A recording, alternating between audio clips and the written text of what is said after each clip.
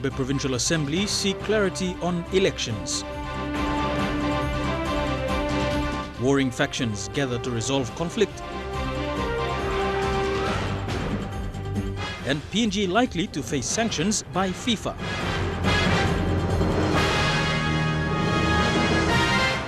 This is National EMTV News with Morobe Tulo.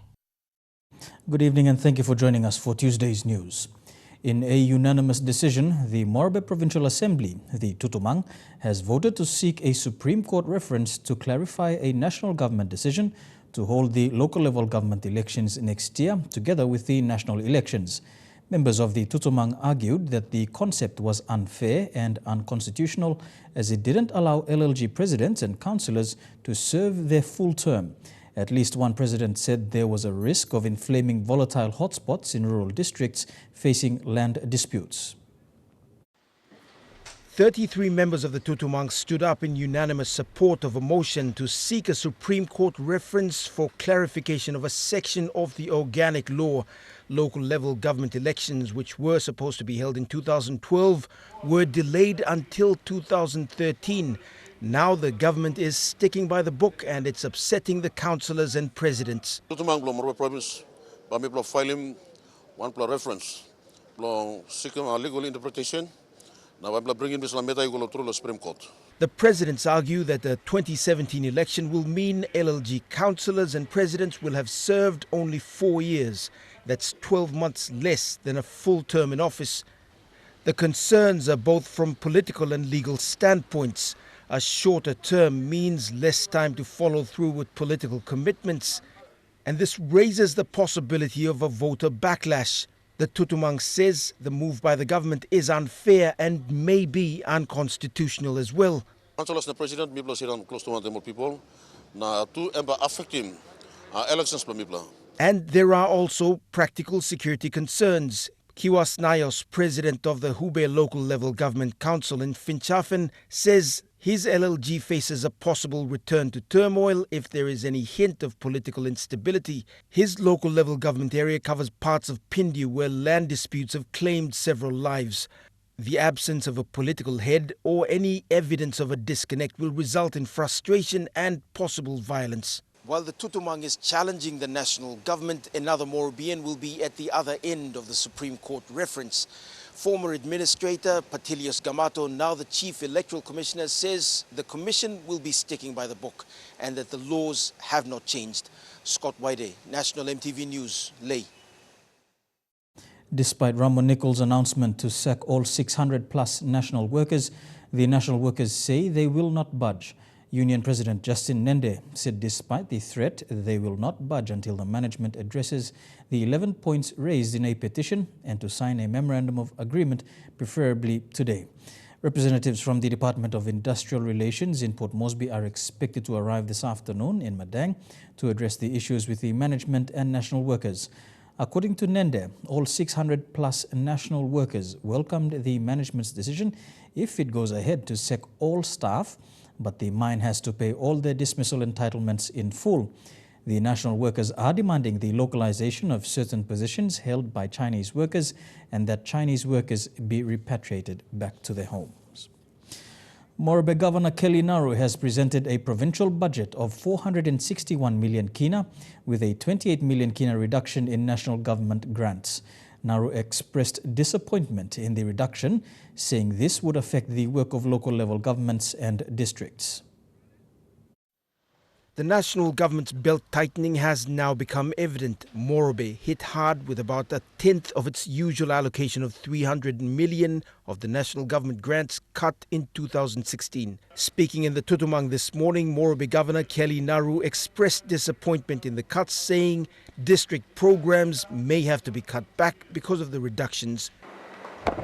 It is simply unfair and unjustifiable to a big province like Morobe to receive such a treatment.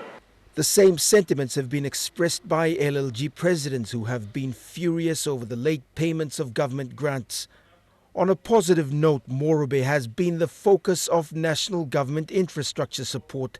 New roads, key enabling infrastructures, central to that high-level focus since 2012 and reflected in the 2016 budget. Health and education have received the biggest slices in this budget, 17 million for education, 7.2 for health programs, which include the ongoing Medivac program for women with birth complications. Scott Waide, National MTV News, Ley. Lawyers representing Eastern Highlands Governor Julie Soso and Interim Provincial Administrator Solomon Tato did not turn up for mention at the Waigani National Court this morning. Following this, Acting Judge Sally Koget announced in court that both lawyers will have to consult the court registry to set a new date for mention. This court case is in regard to the position of the Provincial Administrator. This is the second time both lawyers had failed to appear before Justice Koget here at the Waigani National Court. In November 2015, a court order was obtained by Julie Soso and the acting provincial administrator, Samson Akunai, for the matter to return to court on 21st December 2015. However, both lawyers had failed to appear on that date. Last week, both lawyers filed an urgent application to consolidate a matter filed at the Goroka National Court by Soso and Akunai with the Waigani proceedings. The urgent application was because of the impasse in the provincial capital. However, Judge Koget refused to hear the application, stating that the political impasse in Goroka town has come about because of the wrong advice the lawyers gave to their clients. Meanwhile, there is still tension in Goroka town because of this matter. Police have secured the Yanepa building and are currently monitoring the situation. Tekla Gunga, National MTV News. 5 groups in Ley District have gathered today to resolve a conflict that had resulted in 3 deaths in 2015. It follows an ethnic clash that occurred in November last year among different factions of people, creating tension within the community. Ley's AHI and Ley Urban LLG Law and Order Committee and Village Court magistrates mediated at the peace gathering today. This is a faction of the groups involved in the fighting last year. They arrived at Ley's Eriko Oval today to attend a peace mediation ceremony. Leaders of the groups presented statements to the Law and Order Committee members and the village court magistrates. The statements contain accounts from each faction of what happened during the clashes that claimed 3 lives and destroyed property. A reconciliation will be conducted next Monday during their final meeting, which will involve the 5 parties coming together and agreeing to make peace. Talk to one time, one Emily South, giving me go on people on Tupla Party in Chalo Bandi Road, Charon Block. And then, Bamipla Makim Day, the reconciliation, he can come up. The clashes that happened last year initially began with a conflict stemming from the consumption of alcohol. Restraining orders have since been served on all parties to prevent violence. After long, people completing this log of medicine, people get report by government by Luklugna. The violence also displaced dozens of families, but this is not the first that has happened. Several families displaced by previous clashes still live in newer settlements on the fringes of Ley. Colin Barilai, National MTV News, Ley. Still to come on National MTV News, Education Minister on TFF funds, a warning to boat owners from the Maritime Safety Authority, and fire safety training in Ley.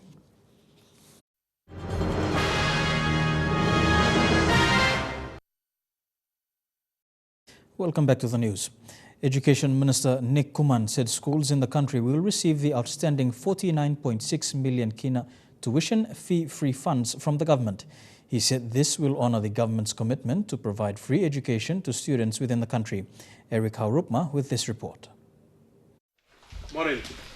Minister Kuman says this payment is part of the 2015 fourth quarter subsidy payment that schools have missed out on following the close of accounts last year. Well, the only thing that those money were not able to get to the schools because the schools were closing.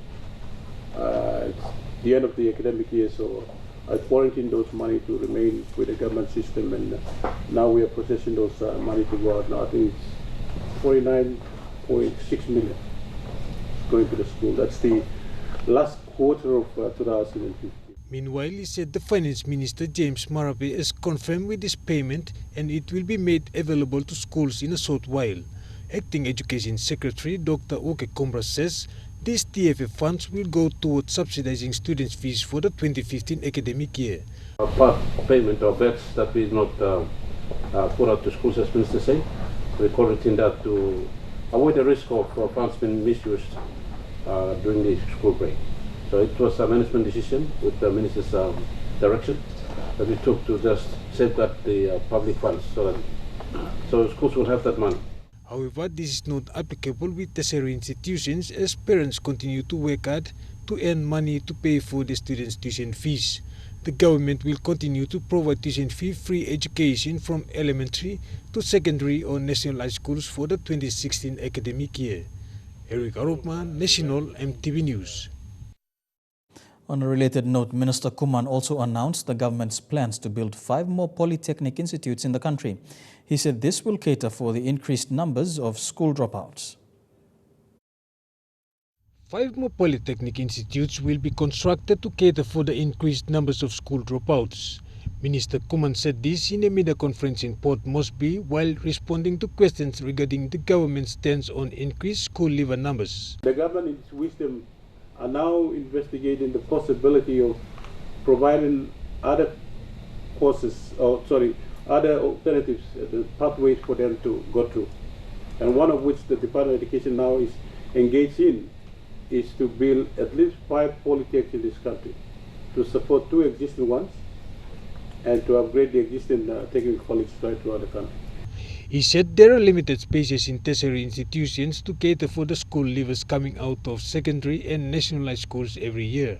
Minister Kuman says the government is looking at various ways to accommodate these 75,000 dropouts. He said in 2015, 23,000 students sat for national examinations, and out of that, only 5,750 students were selected to tertiary institutions. To cater for the grade 12 students coming out, only 25 to 30% of those students is now entering into the tertiary institution 4 years ago and going forward.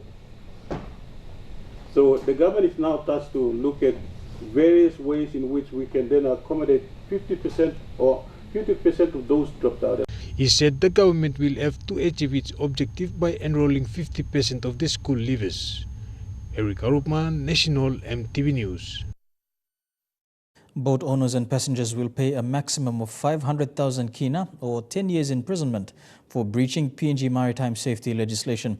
The National Maritime Safety Authority Chief Executive Officer Paul Onas made this statement following several incidents that occurred at sea recently. He added NMSA will not tolerate boat owners and operators who are risking the lives of passengers by overloading and do not carry safety equipment. He further urged students returning to school who are also advised to travel on a craft that is seaworthy.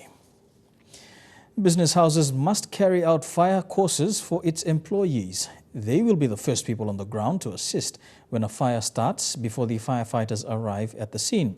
Today, Trukai Industries Limited and Ella Motors, in partnership with the Lay Fire Service, went through a day's training on fire safety. This morning, Trukai internal security guards and Ella Motors employees went through the fire safety training. The training was conducted by Lay's Fire Service workplace trainer Yasakin Yatab. The guards were given the opportunity to learn how to handle fire safety equipment when a fire starts. This is because in Lay alone there have been more than 20 major fires since 2012. Yatab says fire is everybody's business, but most of the time people tend to rely on firefighters to put out fires. People living in both the urban and the rural areas also need to be educated on how to prevent fires. General public too must aware of this all safety measures. It's everybody's responsibilities. Trukai Internal Security Coordinator Borin Yorin says this is a skill that people must have. It will help them to save properties worth millions of kina when a fire starts. The training is also important for business houses as it saves them from spending more money if a fire happens.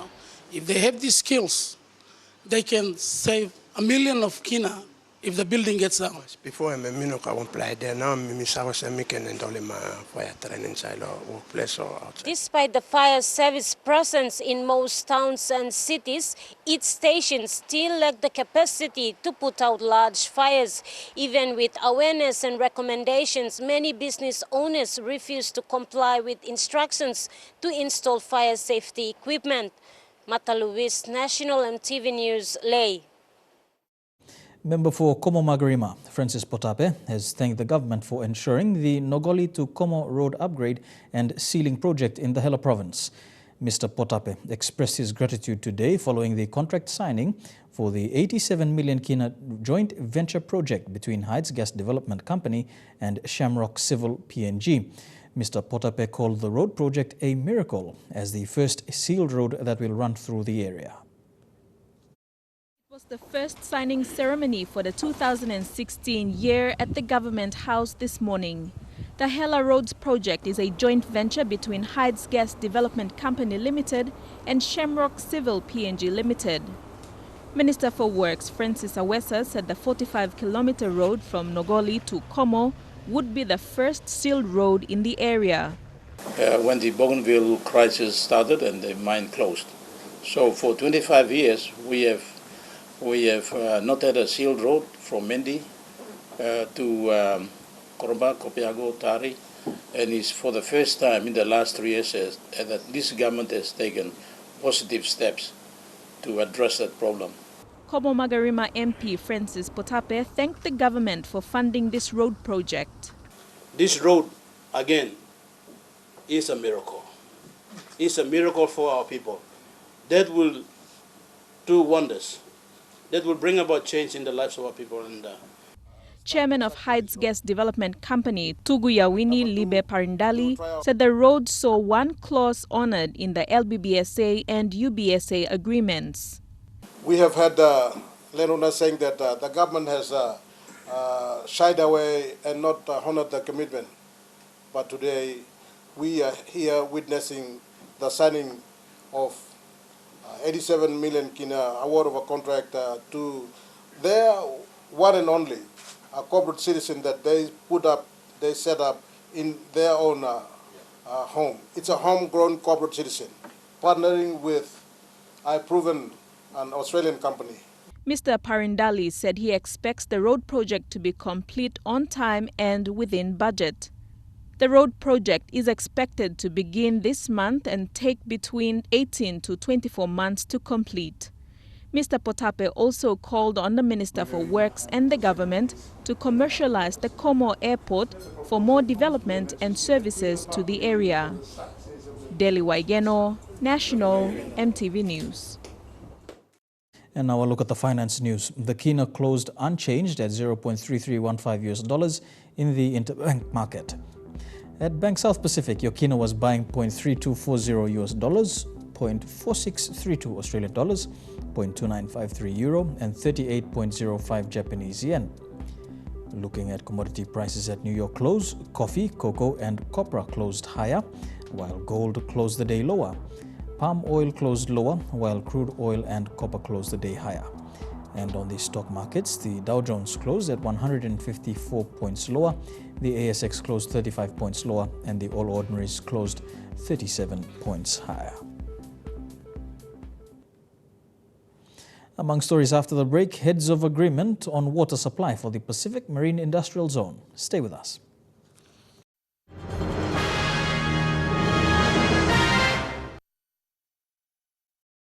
Welcome back to National EMTV News. One survivor from the Hanwabada shooting by police last January has been left without a job due to his injuries. This morning, No Karoho received his medical report from a private hospital in Port Moresby. The report concludes that he is partially paralyzed and unable to find employment. Vasina Tayama reports. Nou Karoho, 52, from Hanwabada village, has 4 children. His 2 daughters sacrificed their jobs to care for their father. Karoho was a crane operator at the Bishop Brothers until the shooting occurred. He cannot return to work because he is paralyzed on the left side, especially his hand. He blames the state for taking away part of his life. I'm having a back pain when I lift everything. When I sleep on the floor, I'm having a hard time, back pain, because I have a big operation. That's why I'm trying to get my medical reports from PAH. I'm not fit to work, but go back to work again. I'm lifting those big chains up and big timbers up and packing all those cranes. They had to go back to work. This is Karoho's story of how he survived. He could have been one of the 2 victims of the HP shooting. However, he was rushed to hospital in a dinghy. After a week, he underwent a long surgery and the bullet was removed. I was survived. And that time, that's why road broke down at Tony. It's very hard to me to be traveled from the front way. So they put me on the dinghy and we went from the back way to Ella Beach. One of my nephew, wife, they picked me up down at Ella Beach. And then they took me down to home hospital. Karoho and his family now sells betel nut and cigarette for living. However, with kind hearts, the Motu Koitabu Way Forward, a group under the Motu Koitabu Assembly, started giving him some money to sustain his livelihood until he's able to claim his retirement fund. He will have to present his medical report to get his money. In my opinion, it's the forgotten one, because we keep talking about the deaths, and we forget that there is a gentleman who is a victim and he's forgotten actually. And the state, the perpetrators, the police, they've forgotten him. The Motu Koitabuans are calling on the government and police to fast-track the investigation. In the meantime, they have refrained from taking the law into their own hand, as was the case at the time of the shooting. Vasinata Yama, National EMTV News.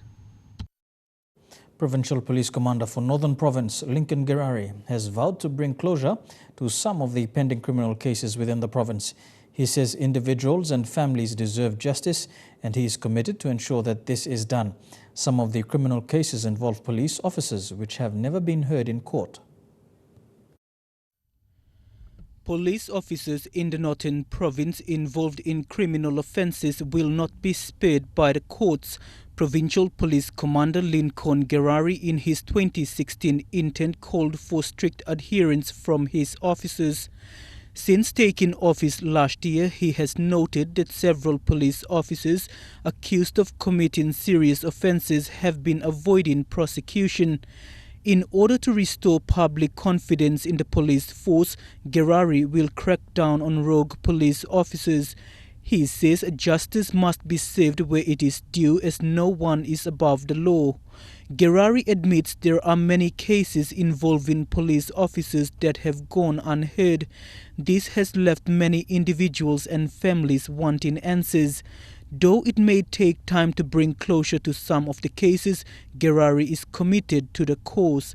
He plans to work closely with the provincial government and the courts to achieve this. Meanwhile, there is an ongoing police operations in the province to maintain law and order. Mickey Cavera, National EMTV News. The city of Port Moresby has been identified by the International Olympic Committee as a role model for others around the world to pioneer the Global Active City Development Project. Port Moresby is one of 7 cities in a pilot city project that has been recognized thanks to the Walk for Life and Yoga for Life initiatives by NCD Governor Powes Pakop. Port Moresby has been selected out of 205 national Olympic cities as a pilot city of the Global Active City Development Project. Thanks to its Walk for Life and Yoga for Life programs that have been regularly hosted by NCDC Governor Powes Pakop, Port Moresby has been recognized as a Global Active City. And we've been selected because of the Walk for Life as well as Yoga for Life programs, which captures the ideals of the Active City Project. And I'm glad to say that Port Moresby is just the start of PNG, and we will. Papua New Guinea's Olympic Committee President Sir John Dwanikura congratulated Governor Pakop and the National Capital District Commission for the hard work in making Port Moresby a shining example for others in the region and the world to follow. The Active Cities program will support pilot cities, promote programs that encourage more people to participate in active life and physical activities to help combat the growing rise of non-communicable diseases caused by the increased sedentary lifestyles and unhealthy practices. It's an epidemic of major proportion that is threatening and will threaten the fabric and well-being of our country if we don't take stock. People are dying young, we fail the next generation. We are failing our generational responsibility to the next generation. So we've got to do something about it. Governor Pakop said that the walk of life would not have continued if it wasn't for the people of Port Moresby who wake up at 4 a.m. to start walking at 5 a.m. from Jack Piddick all the way to Ella Beach. Governor Pakop said that he was overconfident that Port Moresby would do well as a pilot city for the Global Active City and would have the Walk for Life and Yoga for Life set up in other provinces. Western Highlands and Eastern Highlands have already begun their Walk for Life every Saturday and Sunday morning.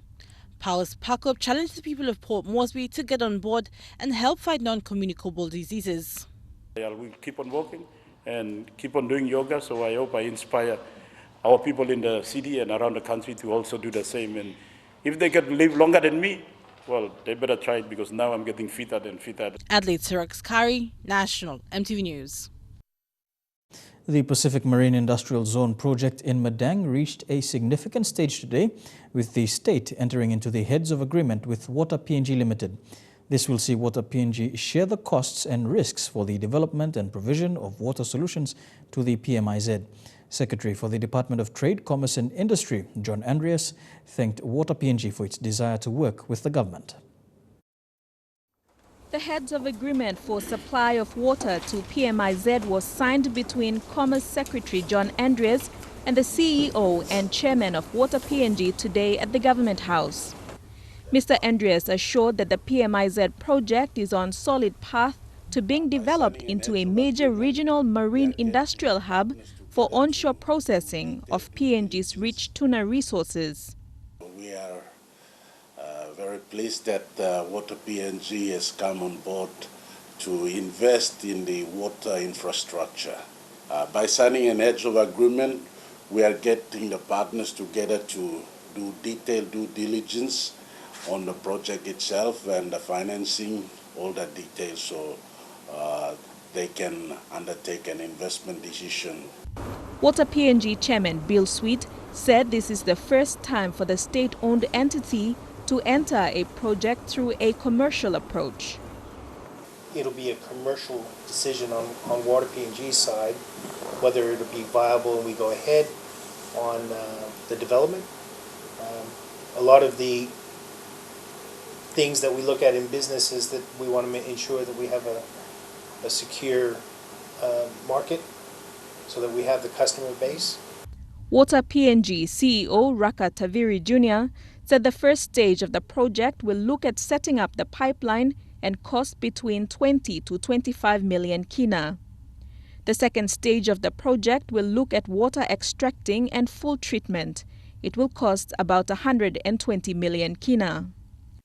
We've done a lot of background studies leading up to this project, and so we are sort of perhaps 4 or 5 years in advance in terms of our planning. So as our chairman had indicated, we've taken a commercial approach and we've got a plan A in place, that is to supply from our existing system.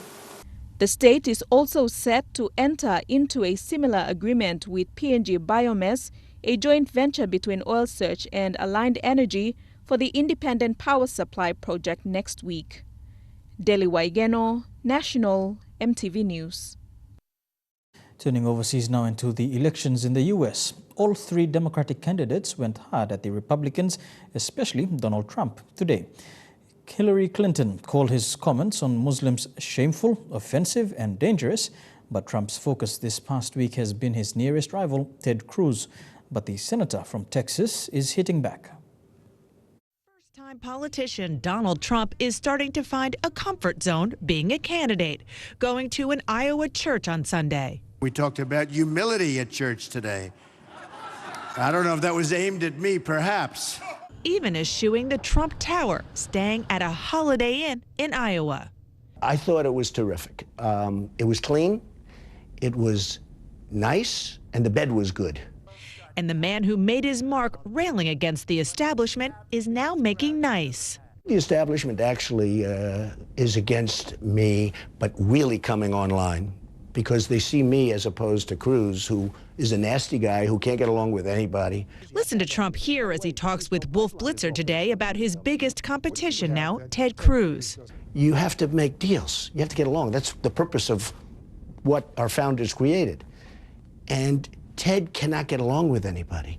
Not to say Trump isn't also still stoking controversy with comments other candidates wouldn't dare say, like this over the weekend. I could stand in the middle of Fifth Avenue and shoot somebody and I wouldn't lose any voters, okay? It's like incredible.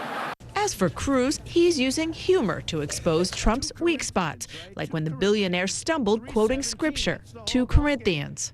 We are standing on the promises of 2 Chronicles 7:14.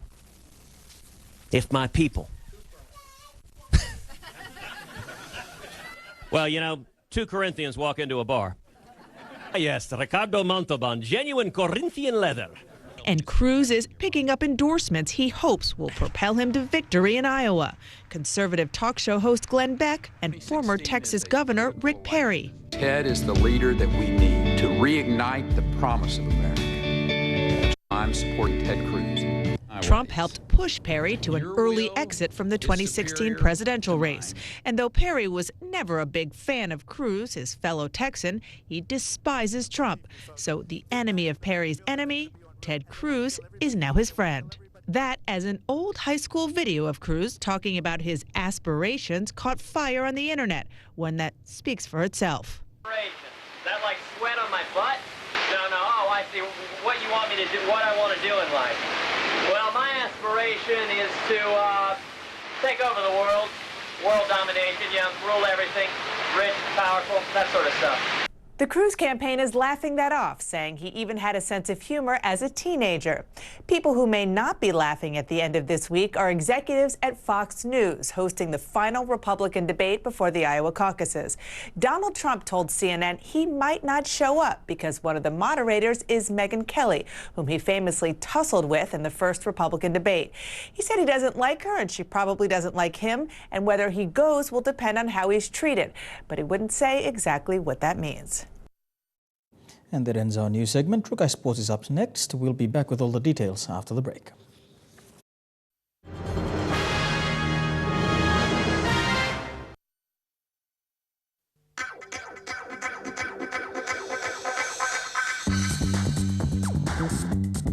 Trukai Sports.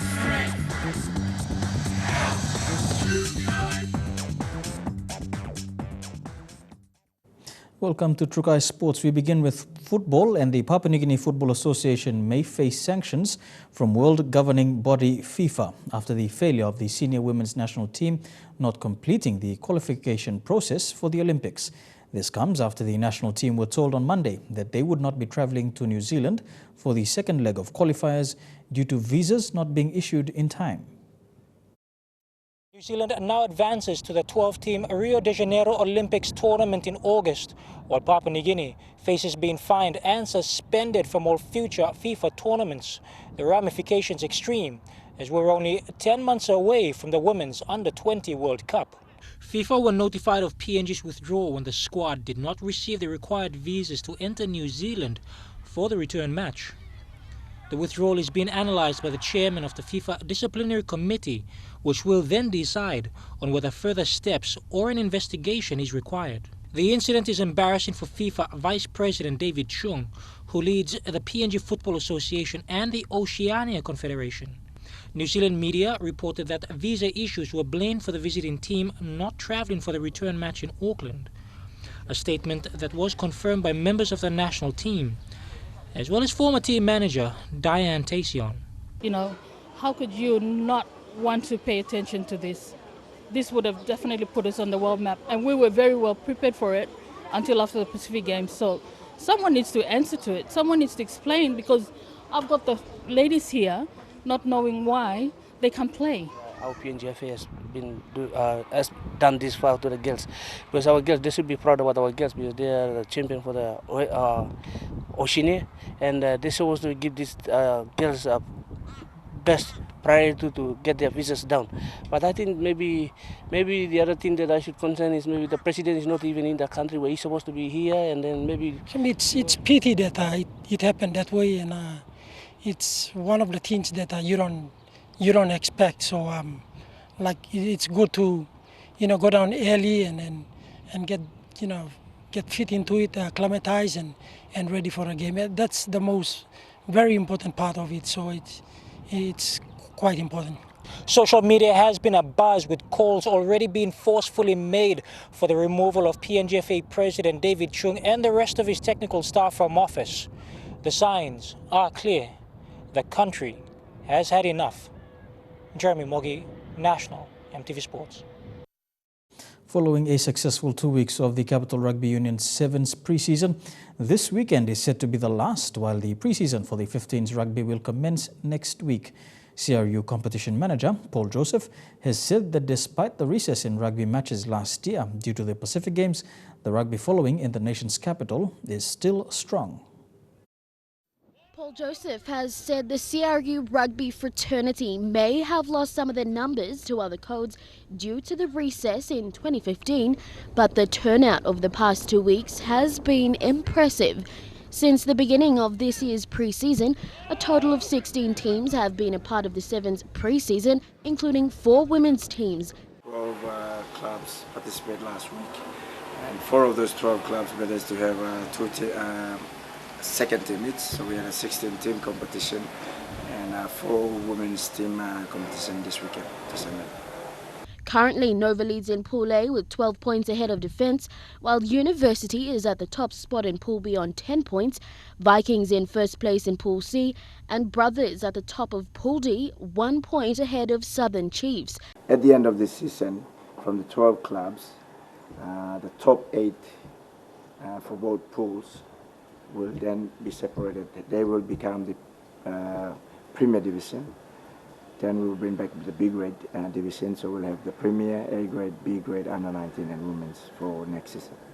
While 2016 is another challenging year for CRU, particularly with the reservation of venues for the FIFA Under-20 Women's World Cup, Paul Joseph says the union has prepared for the worst with obvious moderations to the format of draws.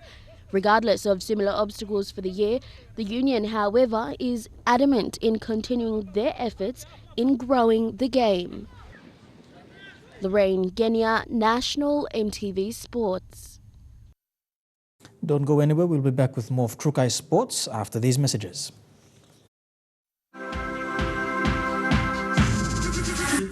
Trukai Sports. Welcome back to Trukai Sports. SP Hunters coach Michael Marum has named his side for the trial match against the Penrith Panthers at the opening of the National Football Stadium next weekend. While the current team consists of 22 players, Marum has not included 4 of his injured players, Simon Peter, Brandy Peter, Anderson Benford and Enoch Maki. However, there are plans to recall them to the playing squad prior to next week. Jaylee Sapias with the details. While Marum has chosen to rest his 4 injured players, he has said that the current players named in the team to play against the Penrith Panthers are not all guaranteed to play, as he wants to use the game as a trial to gauge the ability of a number of his new players to adapt to the nuances of the game played at the Queensland and New South Wales Cup level. Boas brothers Ase and Watson have been named in the squad alongside Stagroth Amin and Noel Zemming, while John Ruggie and Tuvi Lapan are among the 7 blokes debuting for the Hunters. This match will be a trial and error period for Coach Marum, as he will be looking to identify combinations for the first match of the Indra Super Cup against the South Logan Magpies in March. Being one of the highly anticipated sporting events for the opening of this year, tickets are expected to go on sale on Wednesday the 3rd of February at all Stop and Shop outlets in Port Moresby. Jaylee Sapias, National EMTV Sports. After choosing to play for the Australian Kangaroos last year in the Prime Minister's 13, James Seguiaro celebrated Australia Day today quite remarkably. Seguiaro became a fully fledged Australian after being one of the select few to receive his citizenship from the Governor-General, Sir Peter Cosgrove. With the Penrith Panthers for the past 2 years and recently featured in the Aussie Kangaroos side at the 2015 Prime Minister's 13 Cup in Port Moresby, and today he's officially become an Australian off-field. Seguiaro told the Daily Telegraph that being one of the selected few to receive the honours of being an Australian citizen is one of the biggest days of his life. In an interview on the Locker Room YouTube channel, Seguiaro for the first time spoke exclusively about his choice to move to Australia and step out of the national Kumuls jersey. Brad Tassel, like, he used to be the chairman. I don't hate anyone in the world. Yep. But like, that person comes close for what he done to my old man. Just it's a personal thing. And with the PNG Rugby League, like for them to turn on one of their own or whatever. And I was like, I've played for my country. I've played in front of my old man. That's all I wanted to do when I was young. But while much of it remains personal, he still remains an iconic figure of rugby league in Papua New Guinea. Now a fully fledged Aussie, Seguiaro's prime objective for 2016 is taking the Kangaroos' number 9 jumper of Cameron Smith and overcoming his biggest competition to date, Jake Friend, for the Maroons jersey. Lorraine Genia, National EMTV Sports. Former South Sydney Rabbitohs hooker Isaac Luke and Sydney Roosters winger Roger Tuivasa-Sheck are among the big coups in the NRL's player movement for 2016. The pair have signed with the New Zealand Warriors, but critics say, even with the inclusion of the big names, there is no guarantee for success just yet. Jaylee Sapias reports. New Zealand Warriors club legend Jerome Rapati, who is still employed as an ambassador by the club, says despite Isaac Luke and Roger Tuivasa-Sheck's experience with premiership winning teams, the Warriors fans may need to be a bit more patient in the short term. We have had so many wonderful players come over the few years like Steve Price and Ruben Wiki to name a few, but that's never really changed anything in terms of winning a premiership, Rapati told NRL.com. 31-year-old Rapati, who was forced into retirement by injury 2 seasons ago, is nonetheless excited by the new-look Warriors squad and said combinations within the team would be the key to success. Combinations are a real hard thing to come by, so it doesn't matter what type of personnel you have. Combinations are a key for us being victorious, Rapati said. Jaylee Sapias, National EMTV Sports. And that ends Shukai Sports. We'll be back with the weather details for the next 24 hours after the break. Shukai Sports.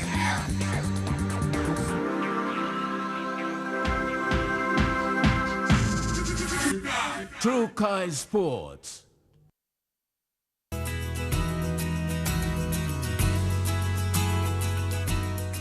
Taking a look at the weather forecast for tonight and tomorrow. First of all, in the southern region, Port Moresby. Chance of light showers along the coast and possible thunderstorm inland with a top temperature of 34 degrees. Cloudy with showers in Daru. Brief showers in Kerma, mostly fine in Alotau, and brief showers in Popondetta. To the Momasa region, thundery showers expected in Lae and Wewak, cloudy and showers in Wau. Rain and thunderstorms expected in Madang, and showers and thunderstorms expected over the next 24 hours in Vanimore. To the New Guinea Islands region, showers and rain expected in Lorengau, Kavieng, Kokopo, Rabaul and Buka, and rain and thunderstorms for Kimbe. In the Highlands region, cloudy and showers in Mount Hagen, showers and rain for Goroka and Kundiawa, and cloudy with a chance of showers for Mendi and Wabag.